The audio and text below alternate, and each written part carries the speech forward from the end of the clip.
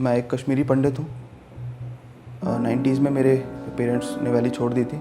आज़ादी तो मेरे हिसाब से वहाँ वो होती है कि जब आप अपने घर में जा सको, अपनी बात रख सको, फ्रीली अपनी मातृभूमि, अपनी जन्मभूमि में, जिसको आप जन्मभूमि कहते हो, वहाँ पे रह सको।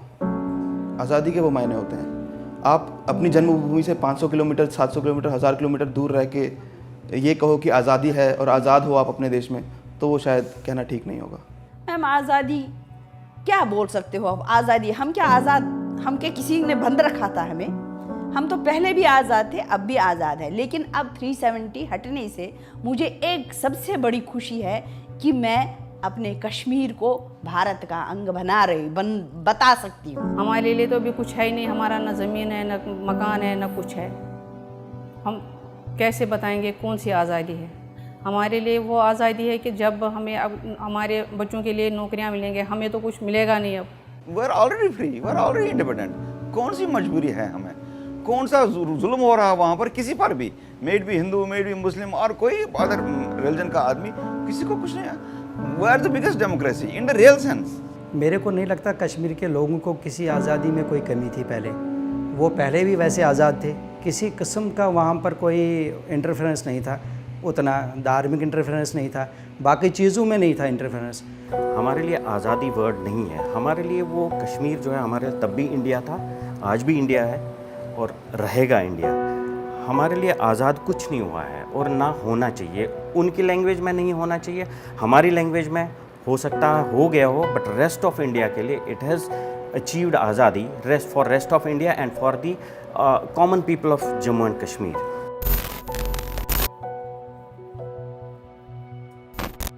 डेवलपमेंट तो होगा वहाँ पे, लेकिन चेंजेस आएंगे या नहीं आएंगे ये थोड़ा देखने वाली बात है। क्योंकि डेवलपमेंट वहाँ पे जो लोग रह रहे हैं, इंसान तो उनको नहीं कहूँगा मैं, बट जो लोग रह रहे हैं उनके लिए फ़ायदा होगा, उनके लिए जॉब्स आएंगी, उनके लिए नई नई अपॉर्चुनिटीज़ खुलेंगी।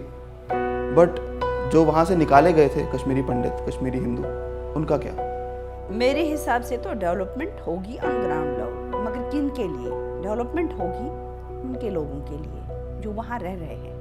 हमारे लिए डेवलपमेंट मुझे अभी कुछ नज़र नहीं आ रहा है, क्योंकि वापसी मेरी इतनी आसान नहीं है जितनी आप सोच रहे हो। क्योंकि आप 30 साल से जिस घर को छोड़े हुए हो, 30 साल के बाद जो मेरे वहाँ नेबरहुड है वो मेरा पूरा अनजाना है, अनजाने शहर में हूँ मैं। जो वो बच्चे मुझे जानते नहीं हैं, मैं एलियन हूँ उस जगह पे। तो आप कैसे सोच रहे हो मेरे लिए कौन सा बदलाव है? उधर डेवलपमेंट होता रहा है as compare to other states of India at a tremendous rate, specially in the era of Jagmohan.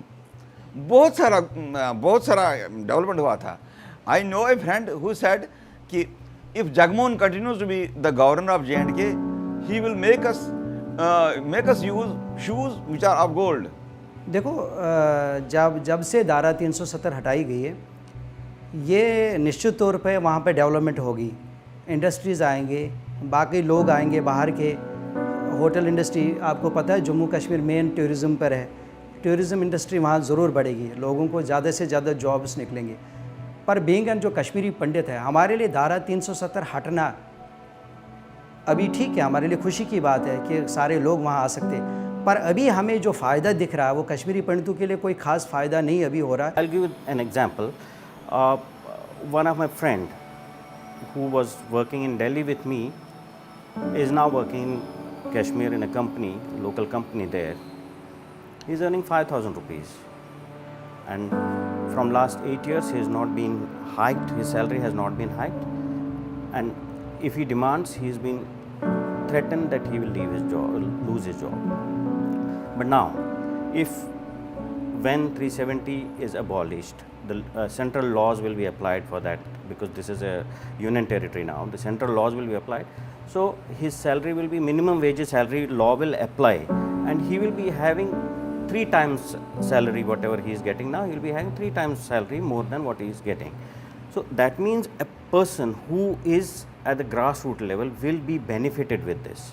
Maybe some political families will be against it because government will be very strong against them, because they have looted the Kashmir. जितना भी सरमाया है वहाँ का उसको लूट लिया है, वहाँ के पॉलिटिकल फैमिलीज़ ने, बट आम आदमियों के लिए yes definitely it will be a very good step which has been taken by government of India.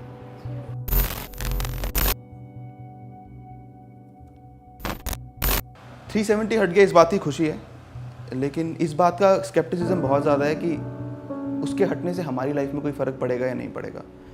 क्योंकि वापस जाना, उन्हीं लोगों के बीच में रहना, तो सबसे पहला इशू आता है लाइफ का। आपकी लाइफ अगर सिक्योर्ड नहीं है तो आप कितना भी पैसा दे दो, कितना भी कुछ भी दे दो, कितने भी आप पैकेजेस निकाल लो, कोई फ़ायदा नहीं होगा उसका। हम वहाँ के ओरिजिनल इनहेबिटेंट्स हैं, और अगर हमें वहाँ रहना है, अगर गवर्नमेंट सीरियस है उस बात को लेके कि हमें वहाँ पे सेटल करना चाहती है, तो पहले तो हमको सेपरेट कॉलोनीज देनी पड़ेंगी। क्योंकि उन्हीं लोगों में आप रात को सो ही नहीं पाएंगे नोइंग कि आपका नेबर आपको मारना चाहता है, वो आपको काफिर समझता है। आप सोच सकते हो कि इतना इजी है क्या वहाँ जाना? आप सोच सकते हो इतना इजी है? 30 साल हमें घर छोड़े हुए हो गए, 30 साल वो बच्चे आपको जानते नहीं हैं, जो पड़ोस आप में रहता था वो आपको पहचानता नहीं है। वो सोचेंगे ये एलियन आए, हमने इनकी ज़मीन हड़पी है, हमने इनका मकान हड़पा है, तो वो हमें दे देंगे ऐसे? पहले तो सबसे बड़ी ये पॉलिसी है कि मेरी जान जो है, पहले जान होती है फिर जहान होती है, पहले मेरी सुरक्षा तो हो। अगर मैं वहाँ जाती हूँ, मेरी सुरक्षा की जिम्मेदारी कौन लेता है? यदि कोई लेता है तो तब हम सोच सकते हैं। जाना तो दूसरी बात है, सोच सकते हैं कि जाएं तो जाएं कैसे। वो तो बहुत ही मुश्किल है, बहुत दूर की बात है वो। जो हम जहाँ हम रह रहे हैं वहाँ तो रह नहीं पाएंगे। क्या मतलब जो हमारे साथ जो थे वो पड़ोसी हमारे थे, वो हमारे उधर मतलब हम रात को आते थे, दिन में आते थे, पत्थर लगाते थे वहाँ हमारे मकानों में, और रात में जा नहीं सकते थे। शाम होके ही इंसान निकल नहीं पा रहा है कि अब सोच रहे पता नहीं वहाँ से क्या होगा, गोलियाँ होंगे, पत्थर आएंगे, क्या होंगे वहाँ।